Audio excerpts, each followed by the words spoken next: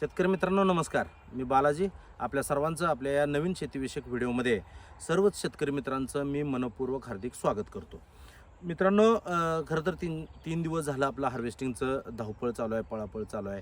त्याच्यातून काय आपल्या पोस्ट पडत आहेत आणि त्या पोस्टच्या माध्यमातून ज्यावेळेस मी ह्या सगळ्या गोष्टीचं हे सगळं चाललेलं काम दाखवतो त्यावेळेस दर किती मिळाला आहे ह्याच्याबद्दलचं शेतकऱ्यांचं सातत्यानं प्रश्न येत आहेत. आणि मग याला रिप्लाय देणं थोडंसं मला अवघड होते, म्हणून मी हा रिप्लाय आत्तापर्यंत दिलेला नाही. फक्त आपण एक चांगला दर आपल्याला मिळाला आहे आणि एक खूप मोठं अवरेज आपल्याला मिळतं आहे, हीच अपडेट आपण दिली होती. साधारण चौथी गाडी म्हणजे 4 गाड्या, पहिल्या दिवशी 2, काल 1, आज 1 असं 4 गाड्याचं कटिंग 2700 किलोच्या पावणे तीन टनाच्या 4 गाड्या आपण हार्वेस्टिंग करून पाठवलेल्या आहेत. अजूनसुद्धा प्लॉटमध्ये साधारण 1.5 ते 2 गाड्या निघतील अशी सगळी भन्नाट अशी सगळी परिस्थिती आहे या प्लॉटची.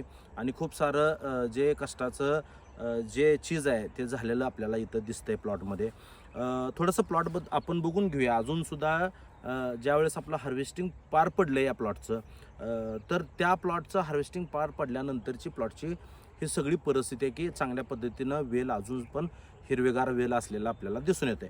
आपण जे काम करत आलो, ज्या गोष्टी मांडत आलो त्याचे हे रिझल्ट आहेत. म्हणजे आपण आजपर्यंत जे काय माहिती आपल्यापर्यंत पोहोचवण्याचा प्रयत्न केला, ती माहिती प्रॅक्टिकल म्हणून या प्लॉटकडे बघितल्यानंतर आपल्याला लक्षात येऊ शकते की हे कुठून उसणं घेतलेलं किंवा कुणाचं ऐकून ज्ञान नाही, तर हे काम करत असताना जे आपल्याला आलेलं ज्ञान आहे तेच आपण आपल्या चॅनलच्या माध्यमातून शेतकरी मित्रांसाठी मांडत असतो. आणि खूप चांगलं म्हणजे दरही चांगला आहे, अवरेजही चांगला आहे आणि उत्पादनसुद्धा भरघोस असं आपल्याला मिळते.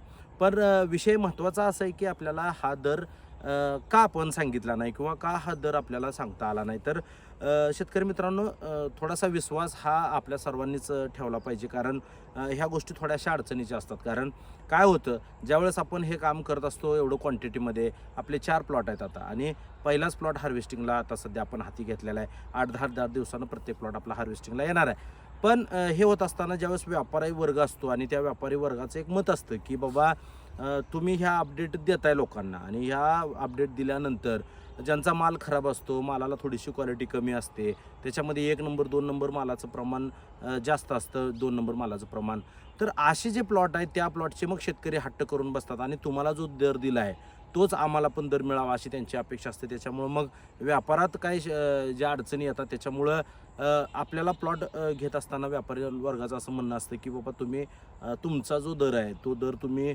लगेच शेतकऱ्यांना तुम्ही सांगता आणि मग आम्हाला सगळं प्रॉब्लेम येतो. त्यामुळं अलीकडच्या काळामध्ये काय झालं आहे की व्यापारी थोडंसं त्या बाबतीत जागरूक आहेत किंवा त्या अडचणी यायला लागल्यामुळं ते आपल्याला सांगत आहेत. तर आपण थोडंसं त्यामुळं थांबतो आहे की प्रत्येकाच जण त्या दर हे करत बसतील. आता मी काय सांगितलं की ₹28चा दर चालू आहे, म्हणजे तुमचा माल कसा असेल त्याच्या हिशोबानं 1-2 रुपये तुम्हाला जास्त मिळतील, 1-2 रुपये कमी मिळतील. ₹28 ही मी तुम्हाला बॉर्डर लाईन सांगितली की बाबा ₹28 हा दर चालू आहे. 2 रुपये तुम्हाला जास्तही मिळतील, 2 रुपये कमी मिळतील. याच्यापेक्षा का तर तुमच्या मालाचा जो क्वालिटी आहे त्याच्यानुसार तुमचा दर ठरणार आहे. साधारण 30च्या आसपासचा हा सगळा ₹30, ₹31 ते 27, ₹28, 26, 27, 28, ₹30 हा दराचा सगळा रेशो आहे. परंतु इथून पुढच्या काळामध्ये मित्रांनो ही गोष्ट सातत्यानं आपल्याला पाळावी लागणार आहे, कारण जोपर्यंत आपलं हार्वेस्टिंग होत नाही, आपल्या सगळ्या अंदाज सगळीकडला घेत नाही, तोपर्यंत आपला दर डिक्लेअर करणं हे व्यापाऱ्यांसाठी सुद्धा अडचणीचं होतं आहे. त्यांच्या कटिंग कधी प्रॉब्लेममध्ये आल्या आहेत. जर त्यांचं कटिंग चालू असलं तर त्या कटिंग पुन्हा कॅन्सल होत आहेत. असा बराचसा जो गोंधळ आहे तो होताना दिसतोय. आणि मग काय शेतकरी मित्र कटिंग थांबवतात चालू असलेलं आणि मग व्यापाऱ्यांना आग्रह करतात की बाबा आम्हाला तोच दर पाहिजे. पण मित्रांनो तसं नसतंय. आपलं क्वांटिटीमध्ये पण काम आहे.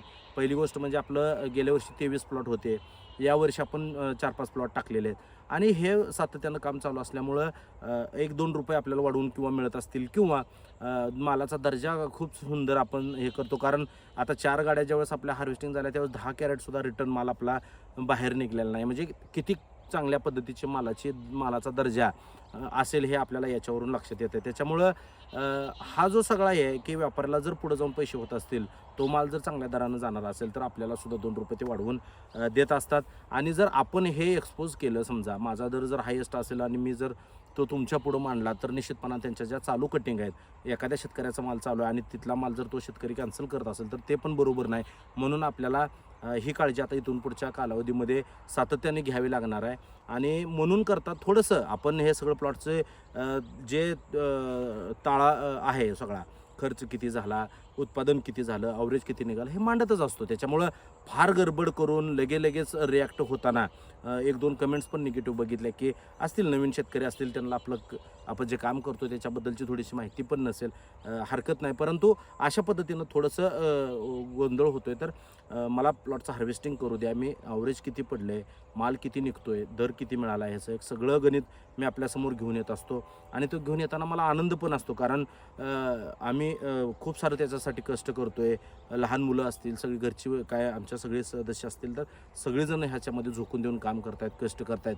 तर हे जे मिळालेले यश आहे ते आपल्या सर्वांच्या समोर मांडणं, कारण त्यातून अनेकांना ती प्रेरणा भेटणार आहे की बाबा आपणही अशा पद्धतीनं आपल्या शेतीमध्ये काम केलं गेलं पाहिजे. येणारा काळ हा नियोजनाचा, योग्य नियोजनाचा, चांगल्या कष्टाचा आणि सगळं ह्या सगळ्या गोष्टी जुळवण्याचा काळ आहे. कारण शेतीमध्ये तोटा येऊन चालणार नाही, कारण आपलं कष्ट आहे. आणि आपल्याला जर तोटा येत असेल तर मग कष्टही गेलं आणि भांडवलही गेलं, असं होऊन चालणार नाही. तर या सगळ्या गोष्टी गरजेच्या आहेत. आपल्याला त्या गोष्टी पुढे घेऊन जायचं आहे. एक अवेअरनेस पण आला पाहिजे आपल्या सर्वांमध्ये, म्हणून तो आणायचा आहे. म्हणजे याच्यामुळं आपल्याला सांगितलं की तेजीमंदीच्या लाटा, आपण असं पद्धतीनं शिक्षण आपलं आपण थोडंफार शिक्षण घेतलं तर ह्या तेजीमंदीच्या लाटासुद्धा फ्लॅट चालतील, फार मोठ्या लाटा येणार नाहीत. आणि मग खूप मोठं जे नुकसान आज होतं आहे ते भविष्यात होणार नाही. थोडासा प्रत्येकाचा प्रॅक्टिकल अभ्यास होईल. म्हणूनच आपण ही सगळी माहिती, हा सगळा डाटा आपण शेअर करत असतो. त्याच्यातून एक रोडमॅप म्हणजे अंदाज, लमसम अंदाज आपल्याला सर्वांना भेटतील, अशा पद्धतीनं आपलं हे काम चालू असतं. मित्रांनो, आता खरं तर आपलं खूप शिस्तीमध्ये आणि डोकं शांत ठेवून आपण हे काम केलं होतं. याचं काम चालू असताना मी ज्या काय पोस्ट टाकल्या त्याच्यामध्ये यावर्षी आपण पैशाचा पाऊस पडणार वगैरे असं जे जिद्दीनं म्हटलं होतं. म्हणजे हे म्हणण्यामागं काय उद्देश आपला उतावळेपणाचा नव्हता, परंतु आपल्याला ह्याच्यासाठी दिवस-रात्र कष्ट करायचं होतं. चांगला वेळ देऊन आपल्याला शेती करायची होती आणि शेतीतनं चांगलं एक उत्पादन काढण्याचा आपला मानस होता. त्याच्यामुळं त्या पद्धतीचं कॅप्शन आपण टाकलेलं होतं, ना की आपल्याला काय असं दाखवायचं नव्हतं की बाबा हे पण कुठंतरी निराश झालेला आपला वर्गसुद्धा थोडासा बूस्ट झाला पाहिजे, त्यालासुद्धा टॉनिक भेटलं पाहिजे. म्हणून असे टायटल काय द्यावे लागतात आणि तसे टायटल देऊन आपण तयारी चालू असताना केलं होतं. खरं तर या प्लॉटमध्ये लागवड आधीच झाली असती, त्याची रोपं आपण कॅन्सल केली. आपण ती रोपं विकून परत दुसरी रोपं घेतली आणि याचा आपण व्हिडिओसुद्धा बनवला. म्हणजे आपला खात्री होती की या प्लॉटला जे लागवडीचा टायमिंग आहे तो आपण परफेक्ट साधलेला आहे. आता ह्या 3-4 प्लॉटचे टायमिंग खूप चांगले जमून येतील.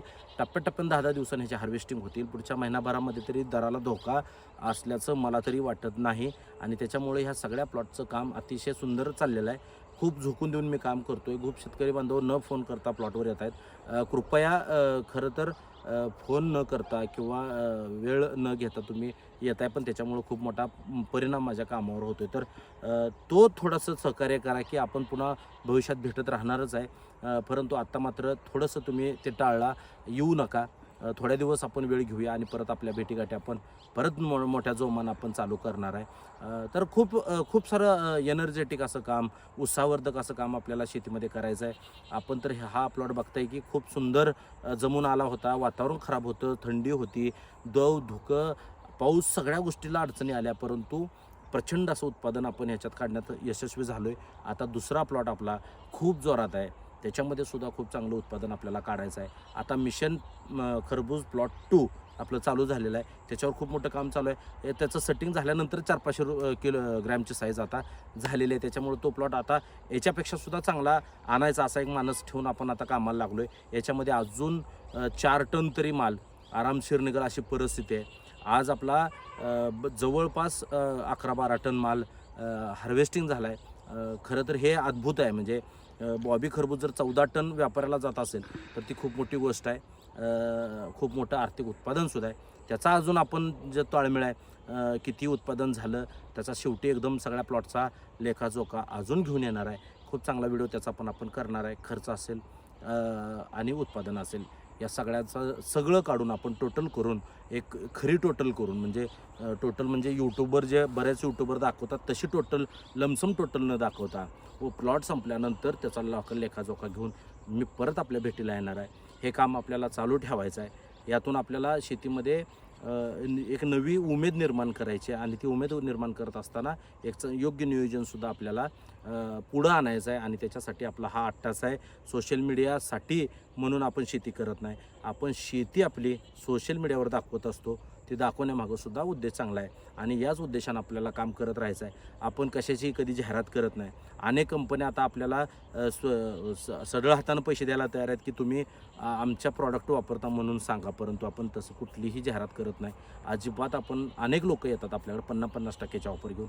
अजिबात आपण कुणाला हे करत नाही. आपण एक शेतकरी म्हणून या सगळ्या गोष्टीकडे बघतोय ना की आपण ह्याचा बिझनेस मांडायचा किंवा ह्याचा बाजार मांडायचा. आपल्याला बाजार अजिबात न मांडता खरी प्रॅक्टिस, खरं सगळं गोष्टी आपल्याला समोर घेऊन यायच्या त्या समजून घेतला असेल, विषय समजला असेल, दर हे आपण सांगणारच आहे. सगळं एकदा होऊ द्या, सगळ्या गोष्टी आपण घेऊन मांडून सगळा विषय हे येणार आहे. थोडासा गैरसमज होताना दिसतोय, तो गैरसमज होऊ देऊ नका. जो विश्वास आपण ठेवला आहे तो विश्वास कायम ठेवा. आपण निश्चितपणानं एक शेतकरी म्हणून आपल्याला या सगळ्या गोष्टीवर मात करायची आहे. अनेक संघर्षाच्या ह्याच्यावर मात करून आपल्याला शेतीमध्ये भरपूर काय करून दाखवायचं आहे. त्याच्यासाठी नक्कीच शेवटी शेतकऱ्याचं चॅनल आहे. सगळेच यूट्यूबर तुम्हाला शेतकऱ्याकडनं माहिती घेऊन देण्याचा प्रयत्न करत असतील, परंतु एक शेतकरी समोर येऊन तुम्हाला माहिती सांगण्याचा प्रयत्न करतो आहे. निश्चितपणानं आपण आपल्या या चॅनलला सबस्क्राईब करावं अशी विनंती करतो आणि आपल्या सर्वांचा आभार मानतो. धन्यवाद.